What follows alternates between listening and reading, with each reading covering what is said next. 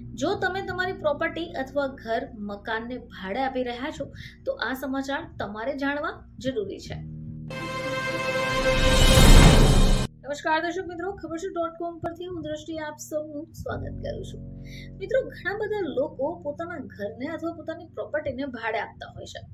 આમાંથી એક આવક પણ ઊભી થતી હોય છે, પરંતુ ઘણીવાર સમય જતા નિયમોમાં બદલાવ થતા હોય છે। હવે આપણે જો નુકસાન ન ભોગવવું હોય તો સમયાંતરે બદલાતા આવા નિયમોને પણ પાળવા પડશે।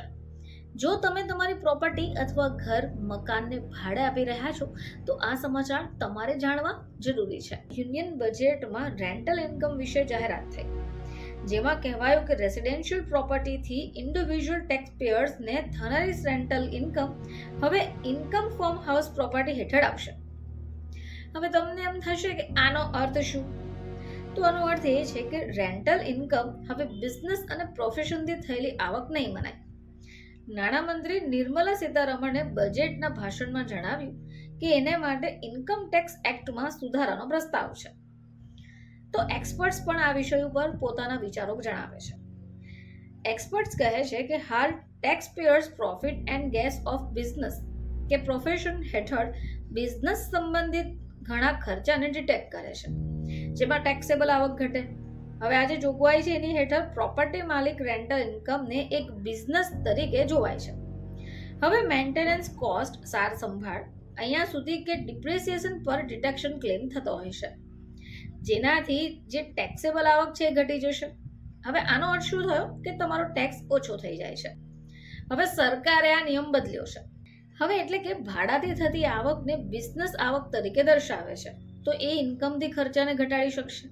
પ્રોપર્ટી મેન્ટેનન્સ પર પણ ખર્ચ થાય, જેનાથી ટેક્સેબલ ઇન્કમ ઘટે છે। હવે જો ઘરના ભાડાથી થતી આવકને તમે ઇન્કમ ફ્રોમ હાઉસ પ્રોપર્ટી હેઠળ દર્શાવો તો ડિડક્શન મર્યાદિત થઈ જાય।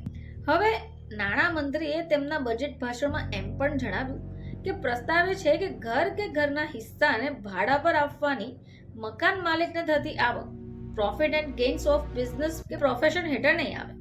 હવે આ ટેક્સની દ્રષ્ટિએ માત્ર ઇન્કમ ફ્રોમ હાઉસ પ્રોપર્ટી હેઠળ આવે છે। હવે આ સુધારો થઈ ગયો, જે 1 એપ્રિલ 2025 થી લાગુ થઈ જશે। હવે આનાથી એસેટમેન્ટ યર્સ 2025-26 થી લાગુ થઈ જશે। હવે સરકાર એના માટે ઇન્કમ ટેક્સ એક્ટના સેક્શન 28 માં પણ સુધારો કરશે, જેમાં ઉલ્લેખ હશે કે ભાડા પર આપવામાં આવેલા ઘરથી થતી આવક માત્ર ઇન્કમ ફ્રોમ હાઉસ પ્રોપર્ટી હેઠળ જ આવે છે। હવે આના પછી ટેક્સ પેયર્સ તેની ટેક્સ જવાબદારી ઘટાડવા રેન્ટલ ઇન્કમને બિઝનેસ ઇન્કમ હેઠળ નહીં બતાવી શકે। તો મિત્રો, આ એક એવો નિયમ છે કે જે તમારે જાણવો ખૂબ જરૂરી છે। જો તમે પણ ભાડા પર ઘર આપનાર છો અથવા આપવાનું વિચારી રહ્યા છો તો આ બદલાયો નિયમ તમારે જાણવાની જરૂર રહેશે। ફરીથી તમારી સમક્ષ હાજર થઈશું, ત્યાં સુધી જોતા રહેજો ખબરછે.com।